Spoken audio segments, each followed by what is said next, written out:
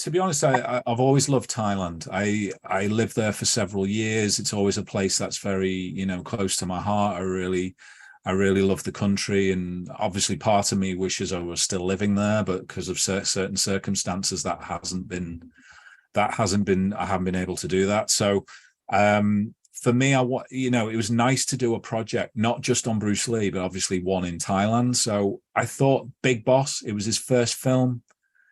Iconic in its own way because it was the first time anyone had seen him fight in a feature film, really, rather than TV series, because obviously they were all familiar with seeing him in the Far East and in the West with the Kato show, the Green Hornet, as it was called, obviously for us in the West. So for me, I love Bruce Lee.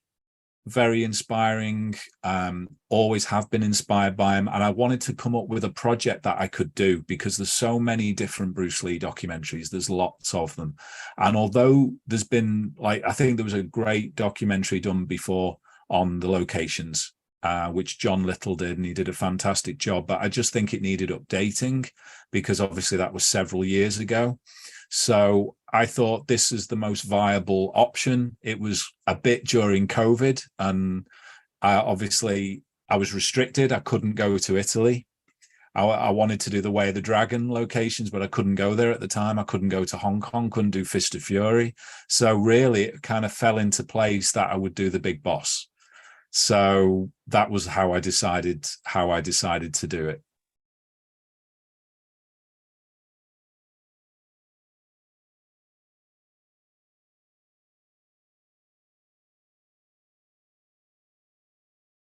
It was just amazing for me because as soon as I drove in, the first location I saw was the Big Boss house on the left-hand side. I immediately recognized the garden and the temple, and I drove past it, and I don't want to crash the car because you're seeing it. It's just so iconic, and you've seen it in movies for like 30 years, and then suddenly you're here and you're seeing the location. So I just got very excited, obviously, when I got there because I just thought, here I am. It's like Kung Fu movie history here. I'm actually stood on where the first film was shot with Bruce Lee. So, you kind of get caught up in the aura but also enjoy the experience of being there. But now the city is a bit more developed. Well, I'll say a bit more. I'd say a lot more developed. In the film, it's very raw. It's very countryside. It's not too much of a city. Now the main road where the hotel is and the temple is very busy. There's a lot of traffic, both sides going left and right. Obviously, the road's wider.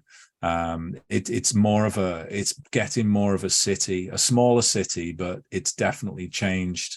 But going back to your previous point about what Bruce was saying, I think it was the weather. They had a bit of typhoon conditions while he was filming there, so it was lashing it down with rain. That wouldn't have been too good, in terms of the mosquitoes and cockroaches and things like that coming in. He cut his finger. There's a few other, as we all know by reading all the books. There's a few things. Obviously, he wasn't happy with the change of the director, which couldn't have been easy. That must have obviously got to him a bit as well. So, and also the pressure of trying to deliver. As amazing as Bruce Lee is, you can imagine he must have been feeling a bit of pressure as well in the fact that he had to. This had to fly. This film, it had to. Everything was depending on it for him.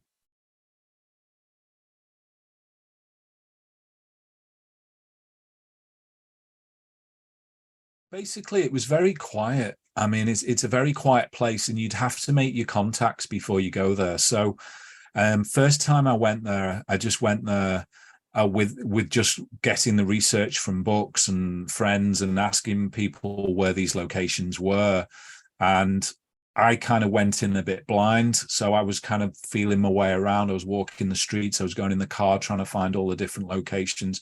But fortunately, they're all very near. They're all very, very near, in fact, all within walking distance of each other pretty much. So a person can find them, but you wouldn't be able to ask people there because not a lot of people know that Bruce Lee was there. You have to find because it was so long ago.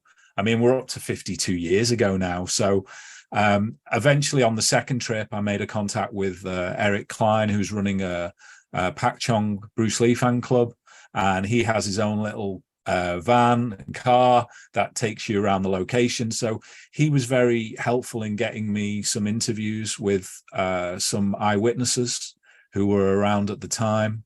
I found some myself, and he found some, so it was an amalgamation of the two of us building the documentary to get more people in it. So they were great hearing the stories.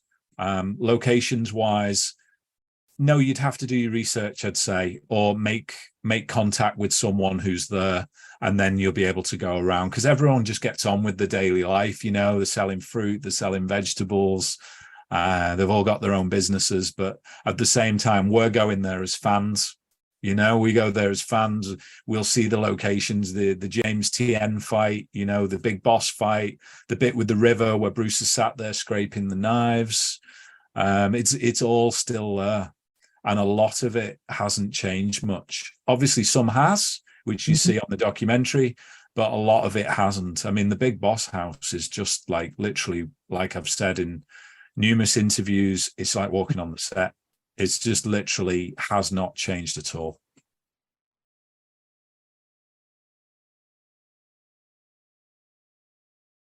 I think it was more the fact that I hadn't. Well, when I watched I watched Big Boss, I think in 1989, around that time, and I think the main thing was I just couldn't believe I was actually stood in the place that I was watching. You know, I was watching this film over 30 odd years ago. You know, it's just, for me, it was more a case of seeing how it looked, quickly film it in the nice weather, get as nice a shots as I possibly can, and try and recreate try and get some of the angles that they used in the original film to give fans an idea of how it looks like now from the exact same angle. Sometimes it wasn't possible because they'd built up certain buildings and things like that. But I tried my best to get those angles as close to possible as from the original film, so people could see properly how it looked. The river looks incredible. It's very similar. The trees still there, the rock's still there. You know, when you sat there, you totally feel like you're on the set of the movie. So for me, it's just a very moving experience to be on in a city where nearly all the main locations are doable in one day. You know, how many films can you say that for? A lot of the locations are all 20 miles this way, 10 miles that way, shot in a studio. But Big Boss was just like, they turned up, they got all the locations pretty much nearby, apart from a few they got in Bangkok, and just made the film.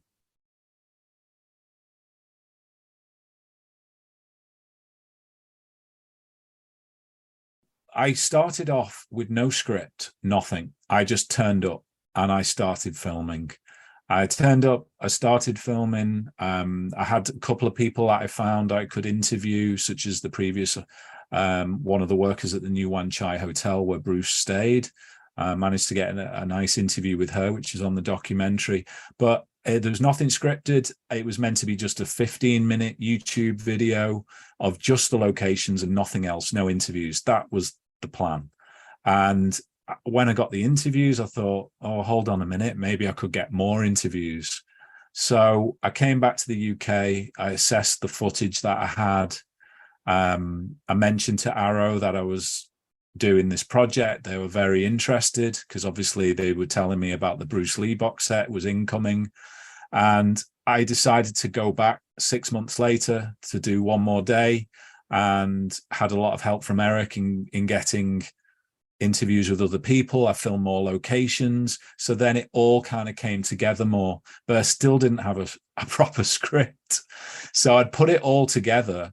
And then I got in touch with my friend Will Blake, who gave me a nice helping hand doing the scripting, and we kind of structured something that would work for the documentary, because I think the original cut was 28 minutes and then it hiked all the way up to 42 minutes, which is its finished length, just from this, obviously the second bit of filming. So yeah, it was something that evolved as we went on. I didn't go there with like a narrative structure of what I wanted. I just wanted to do the then and now on the locations, and it kind of just grew.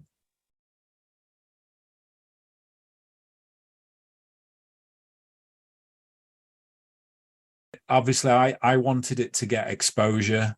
It's a project I invested in myself. It's a personal project of mine. And I wanted it to get the best exposure it could.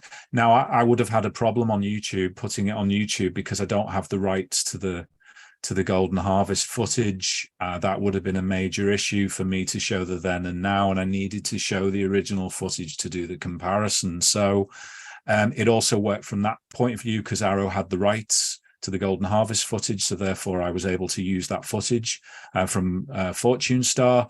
So it made sense. It made perfect sense to go on the box set, and I just had to make sure I did a good enough job in turning out a quality piece of work that they'd be happy with, but also one for the fans as well, because it is a new Bruce Lee documentary. As a Bruce Lee fan myself, if someone else did a Bruce Lee documentary, I'd be first in the queue wanting to see it. So yeah, I hope the fans enjoy it. I did it for them. I did it for myself. And I think it's if you've just watched The Big Boss, I think this is the perfect documentary to watch straight after you've watched The Big Boss.